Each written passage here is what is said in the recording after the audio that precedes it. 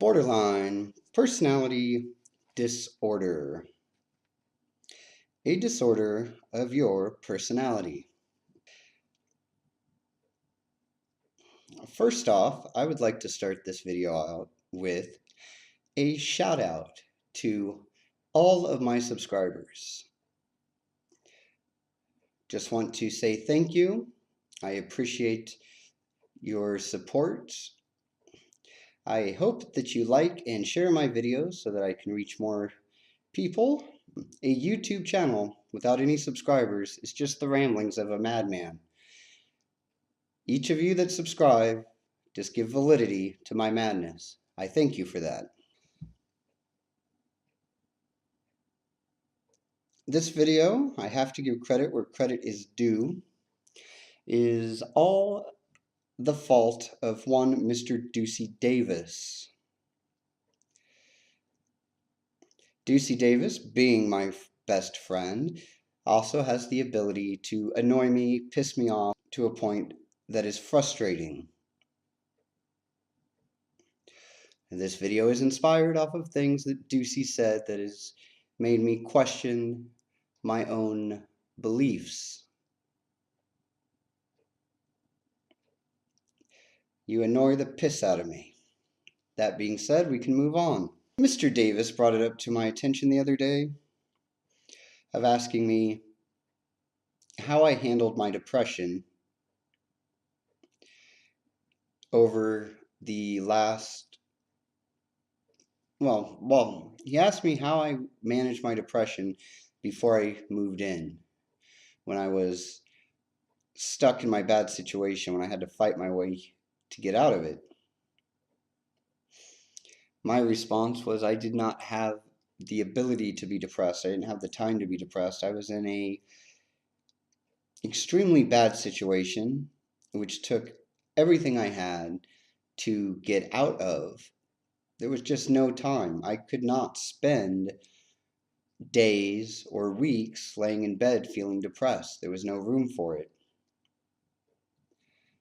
He brought this up because he's noticed my depression cycle since I've moved in. And this was his way of thinking of helping me with it, was to point out that, he told me to apply that to now. Don't let there be room for depression. Since I've moved in, I've had quite a few of my depressing spells, some of them lasting days, some of them lasting weeks, where I just cannot find the motivation or the drive to get out of bed. In the attempt of complete transparency, I am currently in one of my depression points. Normally, I would not be making this video. Usually, I would be in bed right now, unable to get up or do anything, dwelling in it.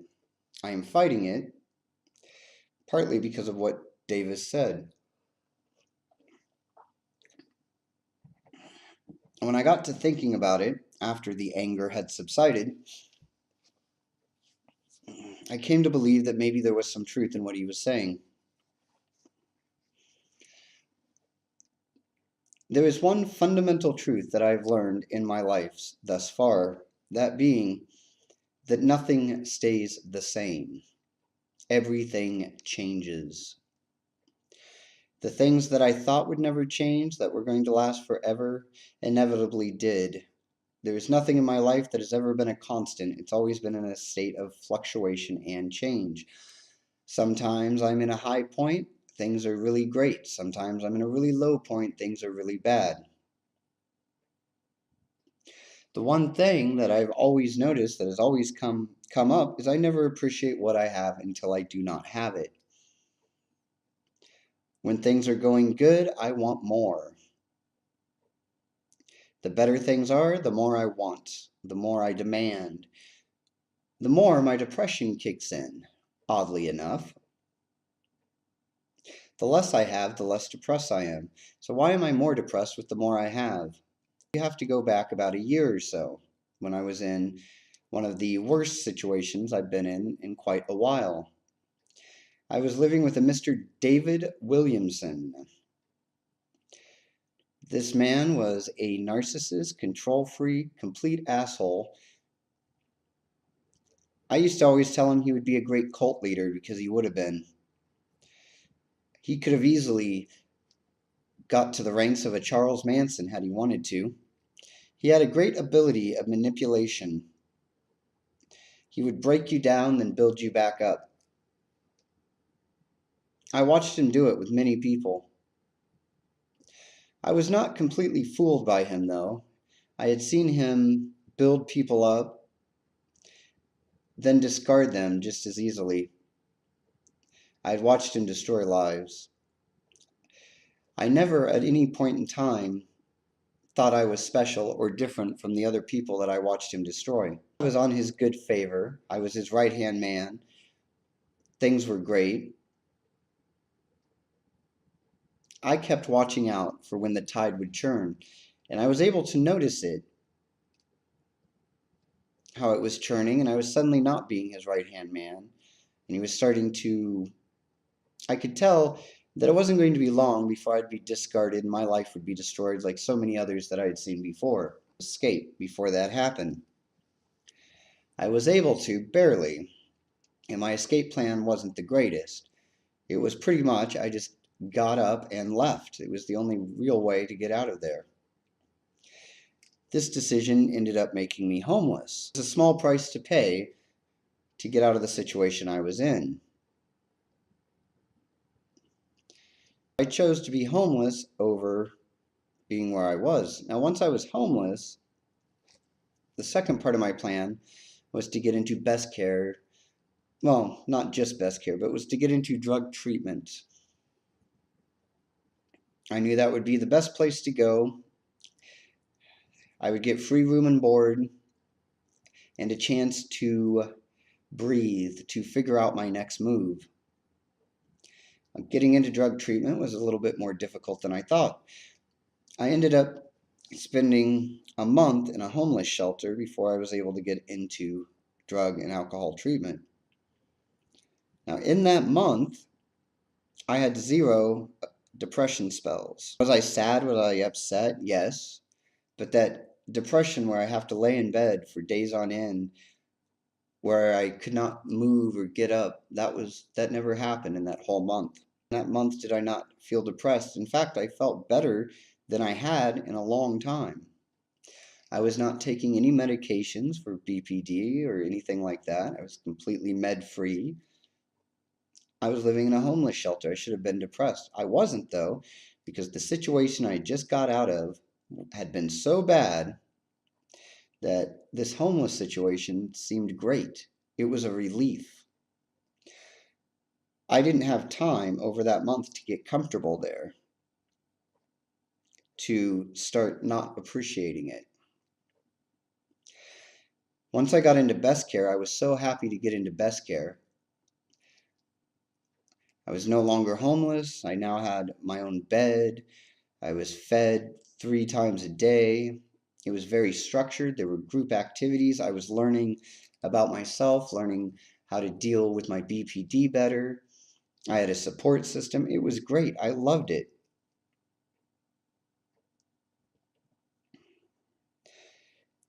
I was in best care for 3 months, maybe about 3 months. The first 2 months in best care were great. I didn't have any of my depression spells. That last month, I started getting my depression spells. Now, I couldn't act on them really because it was so structured and they didn't care if we were depressed. We still had to get up and do our activities. So there was no room for it, but it was still there. I could still feel it, but I had to fight through it. Even though I had the depression, it was more manageable because I could only dwell on the depression at night, really. I still, during the day, had to be focused on what I was doing. That would take me out of it a bit. It was easier to manage. I started not liking best care, though. The little things started to get to me. The fact that we could only smoke every couple hours started pissing me off because I wanted to smoke whenever I wanted. The bedtime started to piss me off. The times we had to get up, just all the things that I had appreciated and liked were the things that I started to dislike. I believe that I'd gotten comfortable, and the more that I have, the more that I want. 2 months before I got into best care, just getting into best care was everything I cared about. 2 months into best care, now I wanted to be out on my own. It was starting to drive me nuts. I get out of best care, I make the move, I move in with Mr. Ducey Davis, and I am excited and happy for my new life to start and all the possibilities, the endless possibilities that are laid out in front of me. At this point, I can pretty much do whatever I want, go in any direction. I appreciated that. I was very grateful and thankful. It wasn't long after this move that the depression started setting in again, where I did have the ability, if I wanted, to lay in bed for days on end. Nobody would interrupt me. Nobody would stop me. Nobody would force me to get up. Nobody would tell me to fight through it.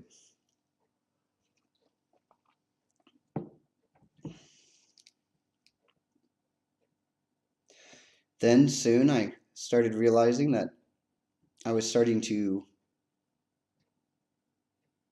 not be as grateful for the situation, the opportunity that I'd been given. I'd started to want more, expect more out of the people around me when these people don't owe me anything and they're actually being very generous.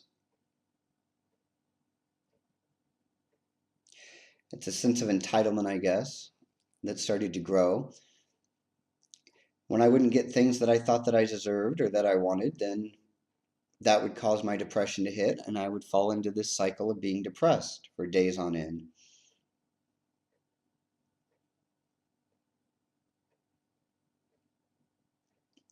So this has led me to the inevitable question of if my depression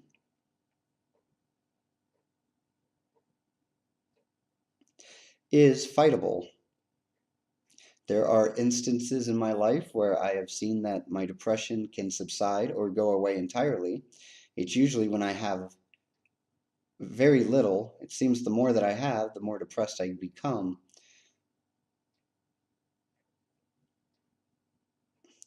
I also realize that I do not appreciate what I have until it's gone. Leads me to believe that in this situation, when I do feel depressed like I am now, like I said, this is one of those days where I'd just much rather be in bed all day, not making a video, not talking about this stuff. This is the stuff I really don't want to talk about. I would much rather just be in bed, being depressed, sleeping. I'm fighting it because is it right for me to waste this opportunity that I have been given, to not appreciate it by being depressed? Being depressed and wasting days or weeks in bed, isn't that wasting the opportunity that I've been given? Isn't that just crapping all over it? Also, in a way, is that, maybe the most disrespectful thing I could do. Wouldn't it be better to appreciate the situation and rise up above the depression, fight it off, and pursue my dreams and what I want? Like I said, everything in life changes. This situation will not be the way it is forever. It does have an end date. I just do not know the end date. Until the inevitable ending that is coming, maybe quicker than I think, I should appreciate and take advantage of the opportunities I have right now. Because the next change in my life, wherever I go from here, may not be as good as this. It may be better. I don't know. That is the question. But I do know that not appreciating what I have now, I will, after the change, wish I had appreciated it. I would like to hear from all of you. I value all of your opinions. Do you think that depression is something that can be fought off? Can we fight depression off by appreciating what we do have instead of looking at what we don't? Or is depression something that is completely an enemy that there is no defense against? Let me know in the comments section below. If you've not yet subscribed to this channel, now is that perfect opportunity to hit the subscribe button. It's right there on the screen. We're going for 500, 5,000, 1,000. That's a weird order, but that's what we're going for. And then we're going to take over the world. We're taking over the world one subscriber at a time. Please join us. We're not a cult, not yet, working on it. If you would like to support this channel in a financial way, you can do that through Patreon, where you also get exclusive content, all the stuff that I don't put on YouTube. The link is in the description below. Until next time, keep on keeping on.